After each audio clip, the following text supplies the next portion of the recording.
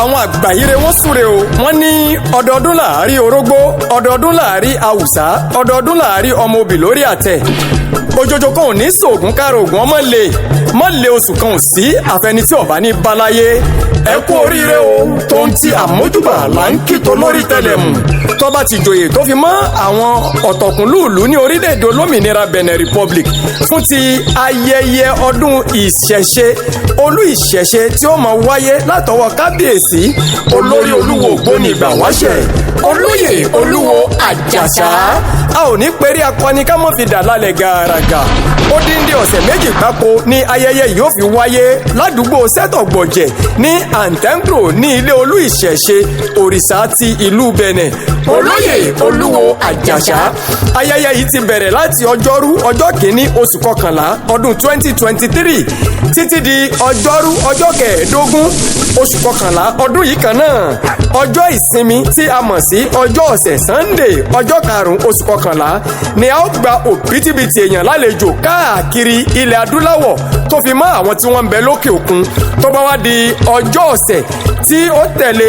tí í ṣe ọjọ́ kejìlá oṣù kọkànlá ni àwọn egúngún ará ọ̀run kìnkìn wọ́n tún jáde wọ́n jó pátú rẹpẹtẹ ṣàdúrà fún olórí tẹlẹmú wa ọjọ́rú ọjọ́ kẹẹ̀ẹ́dógún nínú oṣù kọkànlá ni ọjọ́ àṣekágbá àǹkárá ìdánimọ̀ wa ìgankan àpò mẹ́wàá ọ̀pá mẹ́fà àpò márùn-ún ọ̀pá mẹ́rin àpò mẹ́ta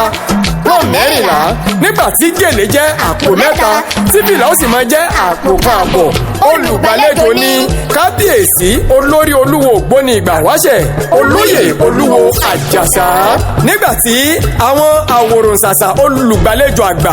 ó mọ tẹ́wọ́ gba tolórí tẹlẹmù tó bá ti joyè tó fi mọ́ àwọn tó ń bẹ lágbọn ti ìṣèjọba tó ń ti àwọn ìwà rẹ̀fà lórílẹ̀‐èdè Benin àti Nàìjíríà káàbọ̀ sójú agbo àwọn bíi ọba Adéyẹmí Ayéyẹmí Àkànbí Gàfárì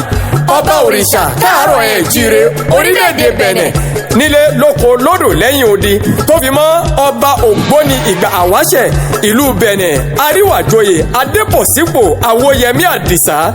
alága òrìṣà káàárọ̀ ẹ̀ jíire ìlú Benin náà gbẹ̀yìn o tó fi mọ́ kábíyèsí ọba ògbóni ìgbà àwáṣẹ̀ àgbáyé